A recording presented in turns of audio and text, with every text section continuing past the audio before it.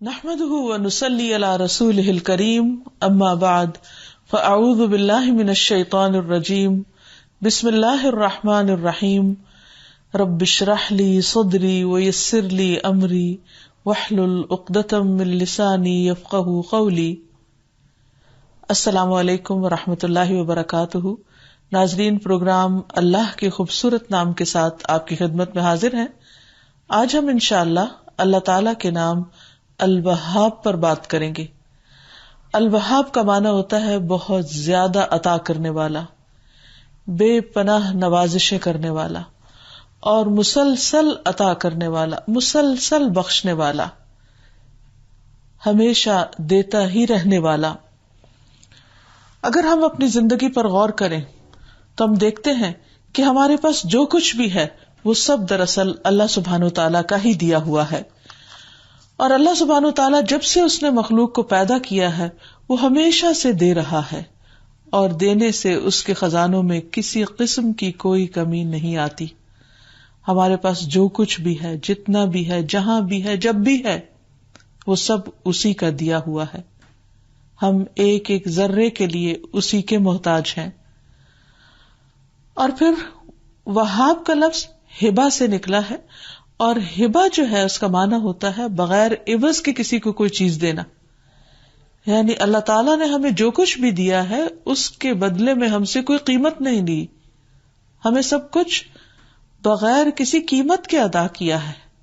یہ اس کی کس قدر مہربانی اور نوازش ہے ہم پر۔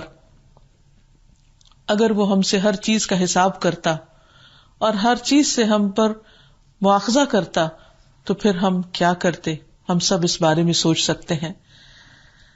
کچھ نعمتیں تو ایسی ہیں جو ہمیں ظاہری طور پر نظر آتی ہیں، اپنی ذات میں بھی اور باہر بھی، اور کچھ نعمتیں ایسی ہیں جو ہماری نگاہوں سے چھپی ہوئی ہیں اور ہمارا تخیل بھی وہاں تک نہیں جاتا، یعنی ہم سوچ بھی نہیں سکتے۔ علوم و فنون کی روز بروز ترقی کے ساتھ بہت سے ایجادات اور بہت سی نئی نئی چیزیں ہمارے سامنے آتی ہیں، تو ہمیں جب پتہ چلتا ہے کہ یہ چیز بھی اللہ سبحانہ وتعالیٰ کی ایک نعمت ہے اور رحمت ہے، اور اللہ ہی کی عطا کرتا ہے، اور انسان خود سے اس کو بنا نہیں سکتا، اور ایسی بے شمار بہت ساری چیزیں ہیں کہ جن کے بارے میں ہم جانتے بھی نہیں۔ حقیقت یہ ہے کہ جیسے اللہ تعالیٰ نے خود فرما دیا وَمَا بِكُم مِّن نِّعْمَةٍ فَمِنَ اللَّهِ، کہ تمہارے پاس کوئی بھی جو نعمت ہے وہ دراصل اللہ تعالیٰ ہی کی دی ہوئی ہے۔ پھر اسی طرح بہت سے انعامات اور عطیات کے علاوہ جو ہماری غم ہیں ان کو دور کرنے والا اور غموں کو خوشی میں بدل دینے والا، ہماری محتاجی کو غنا سے بدل دینے والا، ہمارے ٹوٹے ہوئے دلوں کو جوڑنے والا، ہماری ضروریات کو پوری کرنے والا بھی وہی ہے، ہماری دعاؤں کا سننے والا اور جواب دینے والا بھی دراصل وہی ہے۔ جب ہم بیمار ہوتے ہیں تو ہمیں شفا بھی وہی دیتا ہے، اور جب ہمیں بھوک لگتی ہے تو کھلاتا بھی وہی ہے۔ حقیقت یہ ہے کہ سب کچھ اسی کا دیا ہوا ہے۔ اس کی دی ہوئی نعمتوں میں سب سے بڑی نعمت ہدایت کی نعمت ہے، اور یہ ہم سب پر اللہ سبحانہ تعالیٰ کا بہت بڑا احسان ہے کہ اس نے ہمیں سیدھا راستہ دکھایا ہے۔ اسی لیے ہم دعا مانگتے ہیں کہ ربنا لا تزغ قلوبنا بعد اذ ہدیتنا وہب لنا من لدنک رحمہ انک انت الوہاب، کہ اے ہمارے رب، ہدایت کی نعمت دینے کے بعد تو ہمارے دلوں کو ٹیڑھا نہ کرنا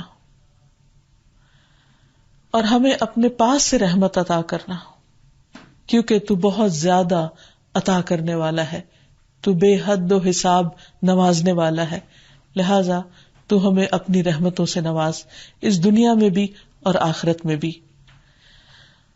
حقیقت یہ ہے کہ اگر انسان یہ چاہتا ہے کہ اللہ سبحانہ وتعالیٰ اس کو اپنی بخششوں سے نوازتا رہے، تو پھر انسان کو چاہیے کہ ایک تو اس کی قدر کرے، دوسرے یہ کہ جو کچھ اس کے پاس ہے اسے اللہ سبحانہ وتعالیٰ ہی کی طرف سے سمجھے، اور پھر تیسرے یہ کہ وہ ملی ہوئی نعمتوں کی شکر گزاری کے طور پر ان انسانوں کو جو محروم ہیں انہیں اپنی طرف سے دیتا رہے، اس میں شریک کرتا رہے جو اللہ تعالیٰ نے اس کو عطا کیا ہے۔ اللہ سبحانہ وتعالیٰ کی بخشش کا جہاں تک تعلق ہے تو رسول اللہ صلی اللہ علیہ وسلم نے فرمایا اللہ عز و جل فرماتا ہے خرچ کرو تو میں بھی تم پر خرچ کروں گا. یعنی اگر ہم دوسرے انسانوں کے ساتھ بھلائی کا سلوک کریں گے تو اللہ تعالیٰ ہمیں بھی مزید عطا کرے گا. پھر فرمایا کہ اللہ تعالیٰ کا ہاتھ بھرا ہوا ہے، رات اور دن مسلسل خرچ کرنے سے بھی اس کی بخشش میں کچھ کمی نہیں ہوتی. اور فرمایا تم نے دیکھا نہیں کہ جب سے اللہ تعالیٰ نے آسمان و زمین کو پیدا کیا ہے وہ مسلسل خرچ کر رہا ہے، مسلسل دے رہا ہے، لیکن اس کے ہاتھ میں کوئی کمی نہیں ہوتی. اور پھر ہم دیکھتے ہیں اپنے چاروں طرف نگاہ دوڑا کر، یعنی اگر ہم اللہ تعالیٰ کی صفت کو سمجھنا چاہتے ہیں، اللہ تعالیٰ کے اس نام کو جاننا چاہتے ہیں تاکہ اللہ تعالیٰ سے ہماری محبت میں مزید اضافہ ہو، تو ہمیں اپنے گرد و نواح پر نظر دوڑانے کی ضرورت ہے.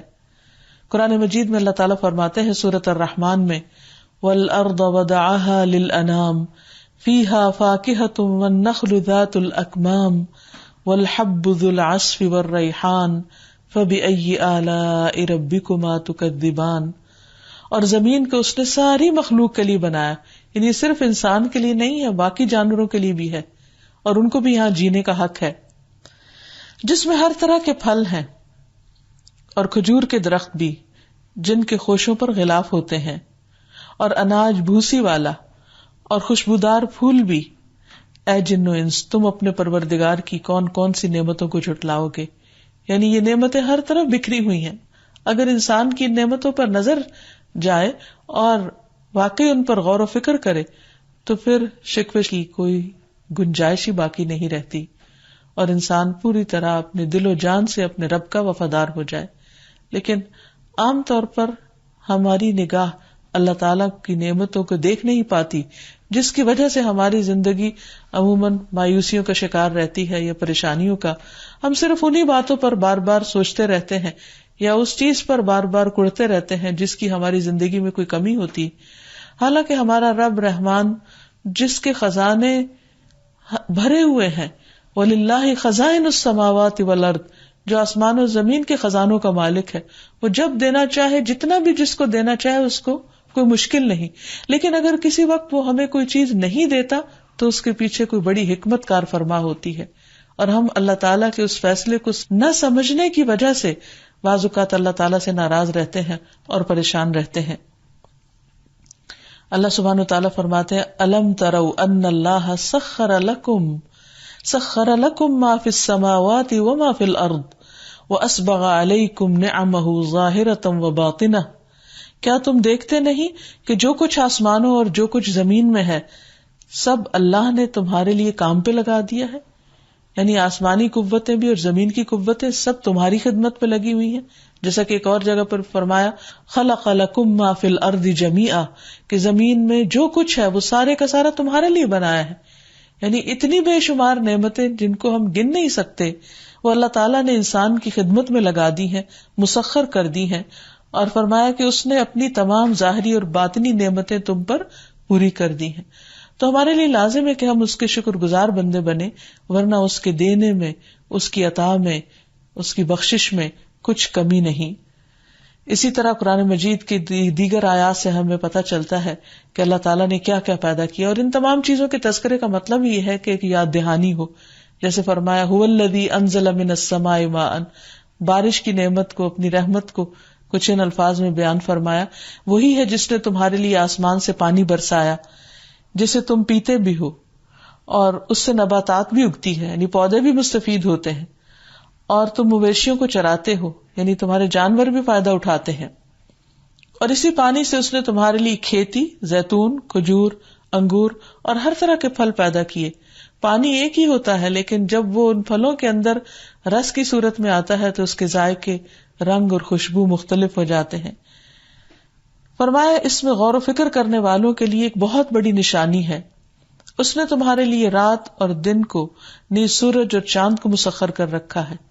یہ سارے دن اور رات کی تبدیلی، یہ موسموں کا بدلنا، یہ سورج اور چاند کا دکھائی دینا اور پھر چھپ جانا، یہ سارے انسان کے لیے نعمتیں ہی نعمتیں ہیں. ورنہ سوچیے اگر سارا وقت سورج ہمارے سر پر رہتا تو ہمارے لیے جینا کس قدر مشکل ہو جاتا. رات آتی، اگرچہ اس میں اندھیرا ہوتا ہے لیکن انسان کے لیے باعث راحت ہوتی ہے.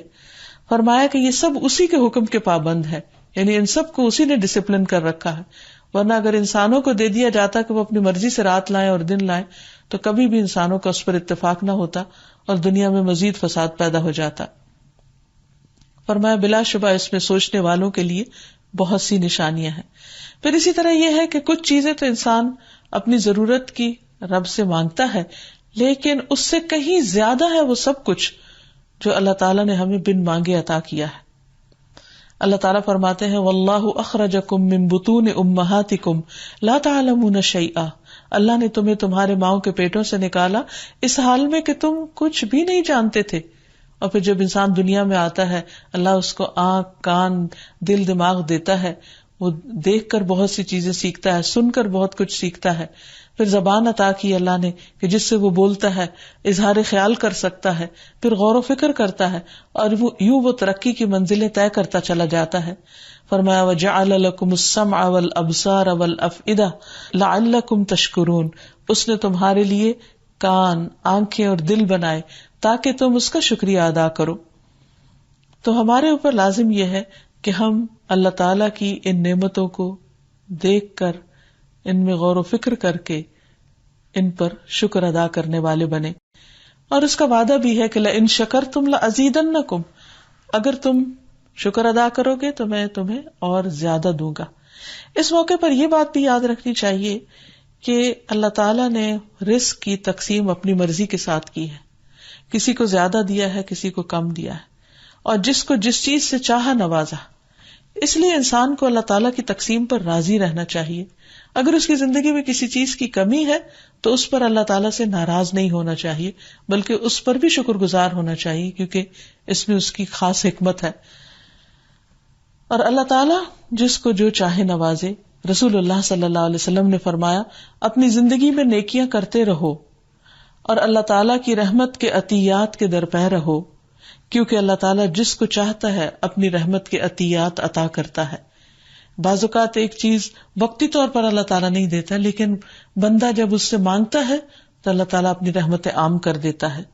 اور اس بات کو بھی دیکھیے کہ اللہ تعالیٰ کی یہ نعمتیں صرف ان کے لیے نہیں جو مانگتے ہیں، اور ان کے لیے نہیں جو اس کے اطاعت گزار ہیں، یہ سب کے لیے ہے. وہ اپنے نافرمانوں کو بھی دیتا ہے، وہ ان کو بھی دے رہا ہے جو سرے سے ان کو مانتے ہی نہیں. رسول اللہ صلی اللہ علیہ وسلم نے فرمایا جب تم دیکھو کہ ایک آدمی کو اس کی برائیوں کے باوجود دنیا میں رزق دیا جا رہا ہے تو سمجھ لو کہ اس کو اللہ تعالیٰ کی طرف سے ڈھیل دی جا رہی ہے. یعنی اگر نافرمانی کے باوجود مل رہا ہے تو یہ ہمارے لیے سرکشی میں اضافے کا باعث نہ ہو، بلکہ انسان اللہ کی نعمتوں کو پا کر اسی کا وفادار بن جائے. اب دیکھیے کہ جانوروں کے اندر آپ دیکھیے، بلی کتے کو آپ دیکھیے کہ جو ان پر احسان کرتا ہے وہ اس کے وفادار بن جاتے ہیں، لیکن انسان اپنے رب کا بڑا ہی ناشکرا ہے. پھر اسی طرح ہم دیکھتے ہیں کہ اللہ تعالیٰ یہ بھی فرماتے ہیں کہ وہ انسان کو اتنا کچھ دیتا ہے کہ جس کو انسان شمار بھی نہیں کر سکتا. فرمایا وَآتَاكُم مِّن كُلِّ مَا سَأَلْتُمُوهُ، اس نے وہ تمہیں سب دیا جو تم نے مانگا. وَإِن تَعُدُّوا نِعْمَتَ اللَّهِ لَا تُحْصُوهَا، اگر تم اللہ کی نعمتوں کو گننا چاہو تو گن بھی نہیں سکتے. یہاں یہ بات بھی یاد رہے کہ اللہ سبحانہ تعالیٰ اپنی اس صفت میں اکیلا ہے، یعنی وہ الوہاب ہے، اور ایسا الوہاب یعنی دینے والا، بخشنے والا کوئی اور ہے ہی نہیں. انسانی رشتوں میں آپ دیکھیے، انسانوں کے اندر مالدار کو دیکھیے، انسانوں کے اندر علم والوں کو دیکھیے، ہر ایک کے اندر کہیں نہ کہیں کچھ کمی ہے، اور پھر اس کے دینے میں بھی کمی ہے. یعنی وہ اگر دینا بھی چاہے تو ایک حد سے زیادہ دے نہیں سکتا. اور انسانوں میں عموماً کیا ہوتا ہے کہ جب وہ کسی کو کچھ دیتے ہیں تو ان کے اپنے مال میں سے کمی ہو جاتی ہے یا اپنے حصے میں سے کچھ کمی ہو جاتی ہے، لیکن اللہ سبحانہ وتعالیٰ جب دیتا ہے تو کہیں کسی بھی قسم کی کمی نہیں ہوتی. پھر اسی طرح اولاد بھی اللہ تعالیٰ کی دین ہے، اور اولاد کی جو تقسیم ہے وہ بھی اللہ تعالیٰ کی طرف سے ہے. جس کو چاہتا ہے بیٹے عطا کرتا ہے، جس کو چاہتا ہے بیٹیاں دیتا ہے، جس کو چاہتا ہے دونوں ملا جلا کر دیتا ہے. اور اس پر بھی انسان کو ناراض نہیں ہونا چاہیے. اور اللہ تعالیٰ جو بھی انسان کو نوازے، چاہے بیٹا ہو یا بیٹی ہو، اس پر خوش ہونا چاہیے اور اللہ تعالیٰ کا شکر گزار ہونا چاہیے. پیغمبروں کو بھی جو اس نے اولاد دی، اس کو بھی اس نے دراصل اپنا عطیہ بتایا. مثلاً ابراہیم علیہ السلام کو اللہ تعالیٰ نے ایک لیٹ عمر میں اسماعیل علیہ السلام سے نوازا تھا، تو وہ اس پر دیکھیں کس قدر شکر گزار ہیں. وہ کہتے ہیں الحمدللہ الذی وہب لی علی الکبر اسماعیل، کہ اللہ کا شکر ہے جس نے مجھے بڑھاپے میں اسماعیل جیسا بیٹا عطا کیا. ان ربی لسمیع الدعاء، میرا رب تو دعا کا یقیناً سننے والا ہے. یعنی اس نے دیر سے دیا لیکن دیا ضرور. ہم دیکھتے ہیں کہ تمام پیغمبر اولاد کو اللہ سبحانہ وتعالیٰ کا عطیہ سمجھتے ہیں، اسی کی بخشش سمجھتے ہیں، اسی کی عطا سمجھتے ہیں. اسی لیے جب ان کی اولاد نہیں ہوتی تو اللہ ہی سے مانگتے ہیں، کسی اور سے نہیں. اور جب اولاد ملتی ہے تو اللہ تعالیٰ ہی کے شکر گزار ہوتے ہیں. زکریا علیہ السلام جن کے پاس اولاد نہیں تھی تو وہ اللہ سبحانہ وتعالیٰ سے دعا کرتے ہیں کہ ربی حب لی من الصالحین، اللہ مجھے صالحین میں سے عطا کر، یعنی صالح بیٹا عطا کر. اسی طرح حب لی من لدنک ذریۃ طیبہ، اللہ مجھے اپنے پاس سے پاکیزہ اولاد عطا کر. تو اس سے بھی پتہ چلتا ہے کہ انسان جب مانگے تو اچھی چیز مانگے. اور پھر جب اللہ تعالیٰ نے حضرت زکریا کو بیٹا عطا کر دیا تو فرمایا وَوَهَبْنَا لَهُ يَحْيَىٰ وَأَصْلَحْنَا لَهُ زَوْجَهُ، کہ ہم نے اسے یحییٰ جیسا بیٹا عطا کیا اور اس کی بیوی کو اس کے لیے درست کر دیا. پھر اسی طرح اہل ایمان بھی اپنے اہل و عیال کے لیے جو دعائیں مانگتے ہیں ان میں بھی مشہور دعا ہے کہ جو وہ کہتے ہیں کہ ربنا هب لنا من ازواجنا وذریاتنا قرۃ اعین وجعلنا للمتقین اماما، کہ اللہ ہمیں اپنی اولاد اور اپنے بچوں میں سے آنکھوں کی ٹھنڈک عطا کر. یعنی جب اولاد نہ ہو تو مانگی جائے، جب ہو جائے تو شکر گزاری، اور پھر اس اولاد کی بھلائی اور بہتری اور اس میں آنکھوں کی ٹھنڈک کی دعا کی جائے. تو یہ سب چیزیں دراصل اللہ تعالیٰ ہی دینے والا ہے، اس لیے اہل ایمان اسی سے مانگتے ہیں. پھر اسی طرح ہم دیکھتے ہیں کہ داؤد علیہ السلام کے بارے میں بھی اللہ تعالیٰ فرماتے ہیں کہ وَوَهَبْنَا لِدَاوُودَ سُلَيْمَانَ، ہم نے ہی داؤد کو سلیمان جیسا بیٹا عطا کیا تھا. تو جب اولاد نیک ہو، اولاد قابل ہو، تو اس میں یہ نہیں سمجھنا چاہیے کہ یہ ہماری محنت اور ہماری کوشش سے یہ سب کچھ ہوا ہے. اس وقت بھی ایک بندہ مومن یہی سمجھتا ہے اور بار بار اپنے رب کی طرف پلٹتا ہے کہ اولاد کا دینا اور اس کی اچھی تربیت اور اس کا دنیا میں کامیابی کی منزلوں کو طے کرنا، یہ سب کچھ بھی دراصل اللہ سبحانہ وتعالیٰ کا انعام ہے. کیونکہ اگر اللہ تعالیٰ کسی کو نہ دینا چاہے تو کوئی دے نہیں سکتا. قرآن پاک میں اللہ تعالیٰ فرماتے ہیں ما یفتح اللہ للناس من رحمت فلا ممسک لها وما یمسک فلا مرسل له من بعدہ، کہ اللہ اگر لوگوں کے لیے اپنی رحمت کا دروازہ کھول دے تو اسے کوئی بند کرنے والا نہیں، اور اگر اللہ اس کو بند کر دے تو پھر اس کو کوئی کھولنے والا نہیں. تو حقیقت میں یہ ہے کہ سب کچھ اسی کی طرف سے ہے. ہمارے ذہن میں یہ سوال پیدا ہو سکتا ہے کہ پھر یہ جو لوگ ایک دوسرے کو کچھ دیتے رہتے ہیں اور لوگوں کی کوششیں، ان کا پھر کیا حساب ہے، یا وہ کہاں سٹینڈ کرتی ہیں؟ حقیقت یہ ہے کہ لوگ جس کو بھی کچھ دیتے ہیں وہ اللہ کے دیے ہوئے میں سے دیتے ہیں. اب مثلاً والدین اگر اپنی اولاد کو اچھی تعلیم و تربیت دیتے ہیں تو وہ کہاں سے دیتے ہیں؟ وہ بھی جو ان والدین پر اللہ تعالیٰ کے احسانات ہوتے ہیں، انعامات ہوتے ہیں، وہ اس میں سے اپنی اولاد کو دے رہے ہوتے ہیں. وہ ان کا ذاتی نہیں ہوتا، یہ ان کا اپنا کمال نہیں ہوتا. پھر اسی طرح اللہ تعالیٰ انسان کو نہ صرف یہ کہ اولاد دیتے ہیں، رزق دیتے ہیں، بلکہ علم اور حکمت بھی اللہ تعالیٰ ہی عطا کرتے ہیں.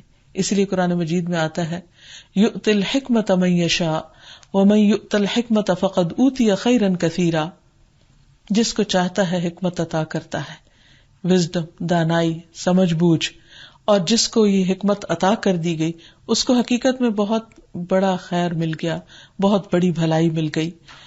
پھر اسی طرح دعاؤں کی توفیق، نیک اعمال کی توفیق، یہ سب کچھ بھی اللہ تعالیٰ ہی کی طرف سے ملتا ہے. اور پھر دنیا میں بھی اور آخرت میں بھی جو کچھ انسان کو ملنے والا ہے وہ اللہ تعالیٰ ہی دیتا ہے، لیکن اس کے لیے انسان کو بھی کوشش کرنی چاہیے اور اس کے ساتھ ساتھ دعا بھی کرتے رہنا چاہیے. کیونکہ دنیا میں انسان کو اللہ تعالیٰ نے ایک امتحان میں ڈالا ہے، اور اس امتحان کا ایک حصہ یہ ہے کہ جو کچھ اللہ تعالیٰ نے انسان کے لیے رکھا ہے اس کے لیے وہ اسٹرگل بھی کرے اور اللہ تعالیٰ سے مانگے بھی، اس کی طلب بھی رکھے. اور جب انسان یہاں اللہ تعالیٰ سے مانگتا ہے اور جب مل جاتا ہے تو شکر گزار ہوتا ہے اور اس کا کریڈٹ بھی اللہ تعالیٰ کو دیتا ہے، تو اللہ تعالیٰ ایسے بندوں کو آنر دیں گے.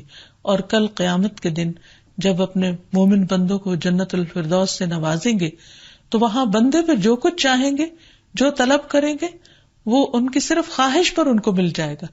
یعنی دنیا میں انسان کے لیے کوشش اور دعا دونوں رکھی گئی ہے، اور وہاں انسان کے لیے صرف خواہش رکھی گئی ہے. حتیٰ کہ اگر انسان کچھ کھانا چاہے گا تو فوراً اسی شکل میں اس کے سامنے حاضر ہوگا.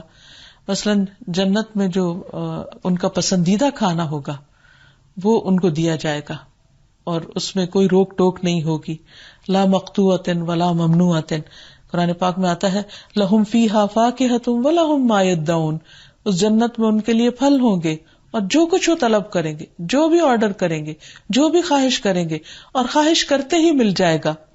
ابو امامہ کہتے ہیں کہ رسول اللہ صلی اللہ علیہ وسلم فرماتے ہیں کہ جنت والوں میں سے ایک شخص جنت کی شراب کی خواہش کرے گا تو ایک برتن جو جس میں آگے اس کے ٹونٹی بھی ہوگی وہ اس کے ہاتھ میں آ جائے گا، اور اس میں سے وہ جتنا چاہے گا پی لے گا، اور پھر اس کے بعد خود بخود وہ واپس بھی چلا جائے گا. یعنی آج دنیا میں بہت ساری چیزیں آٹومیٹک ہوتی ہیں تو ہمارے لیے کانسیپٹ سمجھنا اور آسان ہو گیا ہے، لیکن obviously جنت اور دنیا کا تو کمپیریزن ہی نہیں، کوئی مقابلہ ہی نہیں.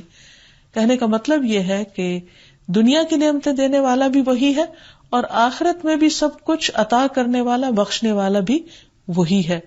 اور پھر انسان جنت میں اگر سواری کرنا چاہے گا تو اس کی پسند کی سواری اس کو ملے گی. ابو ایوب فرماتے ہیں کہ ایک دیہاتی نبی صلی اللہ علیہ وسلم کی خدمت میں حاضر ہوا. عرض کیا کہ یا رسول اللہ صلی اللہ علیہ وسلم، مجھے گھوڑے بہت پسند ہیں، کیا جنت میں گھوڑا ہوگا؟ آپ نے فرمایا اگر تم جنت میں داخل ہو گئے تو تمہیں ایسا گھوڑا دیا جائے گا جو یاقوت کا ہوگا اور اس کے 2 پر ہوں گے، تم اس پر سواری کرو گے اور جہاں چاہو گے گھومتے پھرو گے، یعنی وہاں پر تمہاری ہر خواہش پوری ہوگی. پھر اسی طرح نبی صلی اللہ علیہ وسلم نے یہ بھی فرمایا کہ اہل جنت میں ایک شخص اپنے رب سے کھیتی باڑی کرنے کی اجازت چاہے گا کہ مجھے یہ بہت پسند ہے کہ میں کچھ کاشتکاری کروں، تو اللہ تعالیٰ اس سے فرمائے گا کیا تم اپنی موجودہ حالت پر راضی نہیں ہو؟ تو وہ کہے گا کیوں نہیں، لیکن میرا کاشتکاری کرنے کو، کھیت اگانے کو دل چاہتا ہے. تو آپ نے فرمایا کہ پھر کیا ہوگا کہ وہ بیج ڈالے گا اور پلک جھپکنے کی دیر میں، صرف بلنک آف این آئی، وہ بیج اگ جائے گا اور پھر یکا یک پک بھی جائے گا اور پھر اس کو کاٹ بھی لیا جائے گا. یعنی فوری طور پر اس کی خواہشات پوری ہوتی چلی جائیں گی. پھر اسی طرح اولاد کی خواہش بھی پوری ہوگی. رسول اللہ صلی اللہ علیہ وسلم نے فرمایا اگر کوئی مومن جنت میں اولاد کی خواہش کرے گا تو صرف 1 گھڑی میں، یعنی 1 منٹ میں حمل، پیدائش اور جس عمر کا اس کو بچہ چاہیے ہوگا وہ بھی عطا ہو جائے گا. یعنی اگر دنیا میں کسی کی اولاد نہیں ہے اور بغیر اولاد کے وہ دنیا سے چلا گیا، اولاد کی حسرت یا خواہش دل میں لے کر، تو اللہ تعالیٰ جنت میں اس کو وہ بھی عطا فرما دیں گے. کیونکہ ہم چاہتے ہیں کہ یہ ساری چیزیں دنیا میں ہی ہمیں مل جائے، لیکن دنیا چونکہ امتحان کی جگہ ہے، خواہشات کی تکمیل کی جگہ نہیں ہے. یہاں اللہ تعالیٰ نے ہمیں ایمان اور عمل صالح کی تکمیل کے لیے بھیجا ہے، اس کو مکمل کرنے کے لیے اور اپنی ڈیوٹیز پوری کرنے کے لیے، جبکہ آرام کا وقت اور جسے کہتے ہیں ہالیڈیز کا وقت جو ہے وہ آگے ہے، اور وہاں پر انسان پھر جو بھی چاہے گا اس کو ملتا چلا جائے گا. حتیٰ کہ ایک ادنا درجے کا جو جنتی ہوگا اس کو بھی وہ سب کچھ ملے گا جس کی وہ خواہش کرے گا، اور پھر اللہ تعالیٰ اس سے 10 گنا زیادہ اور اس کو عطا کر دیں گے، کیونکہ اللہ تعالیٰ کے خزانوں میں کسی چیز کی کوئی بھی کمی نہیں ہے. اور پھر اگر اللہ تعالیٰ دینے والا ہے تو ہمارے مانگنے میں کمی نہیں ہونی چاہیے، ہمیں خوشی خوشی اس سے مانگتے رہنا چاہیے. اسی لیے ہم دیکھتے ہیں کہ مختلف پیغمبروں نے مختلف طرح کی دعائیں مانگی. کوئی پیغمبر ایسا نہیں جس نے اپنے رب کو پکارا نہ ہو اور اس سے مانگا نہ ہو اور پھر اللہ تعالیٰ نے اس کو عطا نہ کیا ہو. مثلا سلیمان علیہ السلام کی دعا کیا تھی؟ حکومت کی دعا تھی، رب اغفر لی وہب لی ملکا لا ينبغی لأحد من بعدی انک انت الوہاب. اے میرے رب مجھے بخش دے اور مجھے ایسی بادشاہت عطا کر جو میرے بعد کسی کے لائق نہ ہو، تو یقیناً بہت ہی عطا کرنے والا ہے. اب آپ دیکھیے کہ وہ اللہ کے نبی بھی تھے اور انتہائی متقی اور پرہیزگار انسان، اور وراثت میں ان کو بادشاہت ملی تھی، اور انہوں نے پھر ایسی بادشاہت مانگی کہ جس طرح کی کسی اور کے پاس نہ ہو. اور ہم دیکھتے ہیں کہ اللہ نے ان کے لیے جنوں کو مسخر کر دیا, پرندوں کو مسخر کر دیا, پرندوں کی اور مختلف مخلوقات کی بولیاں ان کو سکھا دی. اور حقیقت یہ ہے کہ ان کے پاس جو کچھ تھا وہ آج اس ترقی یافتہ دنیا میں بھی لوگوں کے پاس نہیں ہے. پھر اسی طرح یہ ہے کہ اللہ تعالیٰ سے مانگنے والی چیزوں میں علم اور حکمت کی دعا بھی کرنی چاہیے. جیسے پیغمبروں نے مانگی ربی حبلی حکم و الحقنی بالصالحین, کہ اے اللہ مجھے حکم عطا کر اور صالحین میں سے عطا کر. پھر اللہ تعالیٰ کا فضل مانگنا چاہیے, برکتیں مانگنی چاہیے, رحمتیں مانگنی چاہیے, اور اس کے لیے یا وہاب کہہ کے پکارنا چاہیے. یعنی جب بھی انسان کو کچھ بھی چاہیے ہو تو ہم عام طور پر یا اللہ, یا رب, یا رب العالمین تو کہتے ہی ہیں, لیکن اس کے ساتھ ساتھ اللہ تعالیٰ کے مختلف ناموں کے ساتھ اس کو پکارنا چاہیے. جیسے قرآن مجید میں آتا ہے وَلِلَّهِ الْأَسْمَاءُ الْحُسْنَى فَادْعُوهُ بِهَا, اور اللہ کے ہیں اچھے اچھے نام, ان ناموں کے ساتھ اس کو پکارو. تو اس صورت میں ہمیں جب کچھ بھی چاہیے ہو تو ذہن میں یہ رکھنا چاہیے کہ جو میں مانگ رہا ہوں اس کے خزانے بہت وسیع ہیں اللہ کے پاس, اور اگر اللہ تعالیٰ اس میں سے میری ضرورت کا مجھے دے بھی دے تو اس خزانے میں سے ایک سوئی کے ناکے برابر بھی کمی نہیں ہوگی. اور پھر یہ اس کے اوپر یہ کہ وہ پوری قدرت بھی رکھتا ہے. تو اللہ تعالیٰ کے بخشش کا یقین رکھتے ہوئے کہ اس کے پاس ہے اور وہ دینے کی قوت بھی رکھتا ہے اور وہ مجھے عطا بھی کر سکتا ہے, تو اس طرح آپ دیکھیں گے کہ دعا میں ایک یقین کی کیفیت جب پیدا ہوگی تو انشاءاللہ العزیز قبولیت بھی اس کی بڑھ جائے گی. اور پھر خصوصاً یا وہاب, یا وہاب کہہ کر اللہ سبحانہ و تعالیٰ سے مدد مانگی جائے, پکارا جائے. پھر اسی طرح یہ ہے کہ جب اللہ سبحانہ و تعالیٰ بخشنے والا ہے اور اس کی یہ صفت ہے تو ہمیں کیسا ہونا چاہیے, ہمارا معاملہ اللہ تعالیٰ کے ساتھ اور بندوں کے ساتھ کیسا ہونا چاہیے. اللہ تعالیٰ کے ساتھ معاملہ تو یہ ہے کہ انسان اس کی بخشش کا یقین رکھتے ہوئے اس سے مانگے اور ہر چیز کو اسی کی بخشش سمجھے. اور بندوں کے ساتھ معاملہ سخاوت کا ہونا چاہیے, ہمیں اللہ کے بندوں پر دل کھول کر خرچ کرنا چاہیے, ان کی ضروریات کو پورا کرنا چاہیے, اور یہ یقین رکھنا چاہیے کہ دینے سے مال کبھی بھی کم نہیں ہوتا. اللہ سبحانہ وتعالیٰ بڑا ہی غیرت مند ہے, وہ محتاج نہیں ہے. جب اس کا نام لے کر سوال کیا جاتا ہے تو اس سوال کو رد نہیں کرنا چاہیے اور بندوں کے ساتھ حسن سلوک کرنا چاہیے. خود نبی صلی اللہ علیہ وسلم کا طریقہ کیا تھا؟ آپ سب انسانوں سے زیادہ سخی تھے, لیکن رمضان میں آپ کی سخاوت اور زیادہ بڑھ جاتی تھی جب وہ جبریل علیہ السلام سے ہر روز ملاقات کرتے تھے.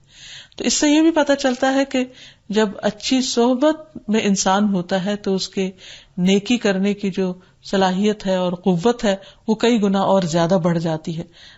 یہاں تک حدیث میں آتا ہے کہ نبی صلی اللہ علیہ وسلم لوگوں کو بھلائی پہنچانے میں بارش لانے والی ہوا سے بھی زیادہ جود و کرم فرمایا کرتے تھے. ایک اور روایت میں آتا ہے تیز آندھی سے بھی زیادہ آپ کی سخاوت بڑھ جاتی تھی.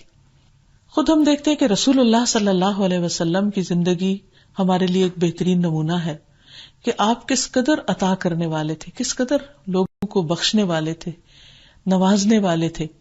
مثلاً حنین کے دن صفوان بن امیہ آپ کے پاس آیا, آپ نے اس کو 100 اونٹ دیے, وہ پھر آیا, پھر آپ نے 100 دیے, پھر آیا, پھر آپ نے اس کو 100 دیے.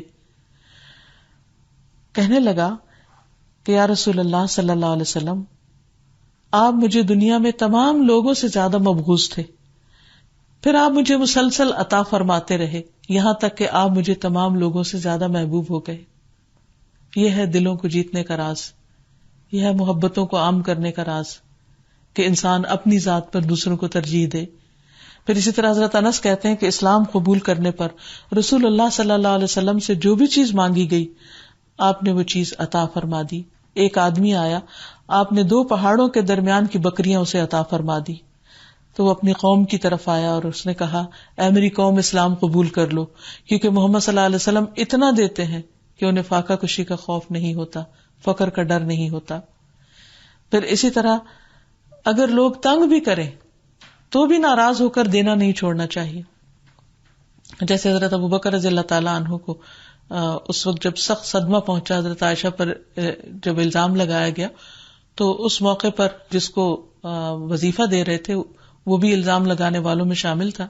تو آپ نے سوچا کہ میں اس کو سزا کے طور پر اس کا وظیفہ بند کر دیتا ہوں. تو اللہ سبحانہ وتعالیٰ نے فرمایا کہ نہیں، آپ ایسا کام نہیں کریں گے. تو حضرت ابوبکر نے فوراً ہی رجوع کر لیا اپنی بات سے اور کہنے لگے کہ میں پہلے سے بھی دگنا وظیفہ اس کو دوں گا. پھر اسی طرح یہ ہے کہ نبی صلی اللہ علیہ وسلم ایک مرتبہ کہیں جا رہے تھے اور بہت سے صحابہ بھی آپ کے ساتھ تھے. تو کچھ بدو آپ سے لپٹ گئے اور آپ کو مجبور کر کے ایک درخت کے پاس، ببول کا درخت تھا، اس کے پاس لے گئے اور آپ کی چادر کو بھی کھینچنے لگے اور آپ کی چادر پھر کانٹوں میں بھی الجھ گئی اور آپ سخت پریشان ہوئے. لیکن اس ساری تکلیف کے باوجود بھی آپ نے ان کو جو انہوں نے مانگا وہ عطا کر دیا. بعض اوقات ایسا بھی ہوتا ہے کہ ہم اریٹیٹ ہو جاتے ہیں، غصے میں آ جاتے ہیں، اپنے بچوں کے ساتھ بھی ناراض ہو جاتے ہیں، اور اگر ہم انہیں کچھ دینے والے ہوتے ہیں تو ان کے رویے کی وجہ سے ان سے روک لیتے ہیں. لیکن نبی صلی اللہ علیہ وسلم نے ایسا کچھ بھی نہیں کیا اور آپ نے فرمایا اگر ان درختوں کے کانٹوں برابر بھی میرے پاس بکریاں ہوتی تو میں ساری تم میں تقسیم کر دیتا اور تم مجھے بخیل نہ پاؤ گے، بزدل نہیں پاؤ گے، جھوٹا نہیں پاؤ گے. پھر اسی طرح آپ صلی اللہ علیہ وسلم جب کسی کو قرض لوٹاتے تھے تو صرف قرض نہیں لوٹاتے تھے بلکہ اس سے بھی زیادہ عطا کرتے تھے. آپ صلی اللہ علیہ وسلم کے پاس ایک آدمی آیا اور اس نے آپ سے کچھ ادھار لیا.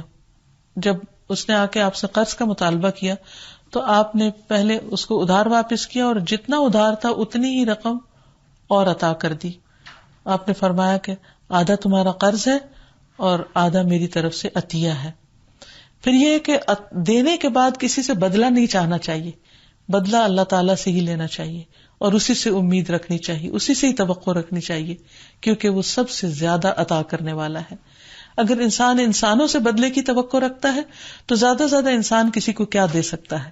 لیکن اگر انسان اپنے رب کی رضا کے لیے کوئی کام کرتا ہے اور رب سے ہی توقع رکھتا ہے کہ وہ اس کو اجر عطا کرے گا تو ایسے اجر کا مقابلہ دنیا کی کوئی بھی دولت نہیں کر سکتی.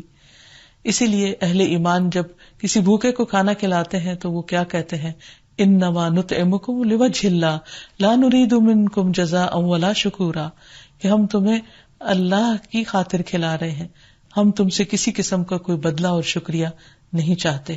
اسی طرح یہ ہے کہ انسان کو اپنی زندگی میں دوسروں کو کچھ نہ کچھ ہبہ کرنا چاہیے. یعنی اللہ سبحانہ وتعالیٰ کی اس صفت الوہاب کو جاننے کے بعد اپنے اندر دینے کی اور دینے میں وسعت لانے کی کوشش کرنی چاہیے، اور کسی کو جو ضرورت مند ہے صدقہ خیرات، جو ضرورت مند نہیں ہے اس کو تحفہ، تحائف، یا اسی طرح جہاں جہاں انسان نیکی کا کوئی موقع دیکھے کچھ نہ کچھ دینے والا ضرور ہو. پھر اسی طرح اپنا وقت دینا، اچھا مشورہ دینا، اور پھر آخری بات یہ کہ دینے کے بعد احسان نہیں جتانا، کیونکہ اللہ تعالیٰ فرماتے لا تبطلوا صدقاتکم بالمن والاذی، احسان جتا کر، اذیت دے کر اپنے صدقات کو ضائع نہیں کرو. اور دے کر واپس مانگنا، کسی چیز کو واپس لوٹانا، یہ تو انتہائی مکروہ چیز ہے. اس کو حدیث میں مثال دی گئی ہے کہ جیسے کتا قے کر کے پھر اپنی ہی قے دوبارہ چاٹ لے، تو اس سے زیادہ غلیظ بات کیا ہو سکتی ہے. تو اسی طرح اگر کوئی شخص کسی کو دینے کے بعد اس سے واپس لیتا ہے اپنی چیز، تو یہ اسلامی اخلاق کے اعتبار سے بہت ہی بدترین چیز ہے، اس سے منع کیا گیا ہے. حقیقت یہ ہے کہ اللہ سبحانہ وتعالیٰ کے ان ناموں کی اگر ہمیں معرفت حاصل ہو جائے اور ہم اپنے طرز عمل کو اس کے مطابق بدل لیں تو ہماری زندگی بہت خوشگوار ہو جائے. یا رب العالمین، یا ارحم الراحمین، یا وہاب، تو ہمیں اپنی رحمت، ہدایت اور نیکیوں کی توفیق عطا فرما. وآخر دعوانا ان الحمد للہ رب العالمین. سبحانک اللہم وبحمدک، اشہد ان لا الہ الا انت، استغفرک واتوب الیک. السلام علیکم ورحمۃ اللہ وبرکاتہ.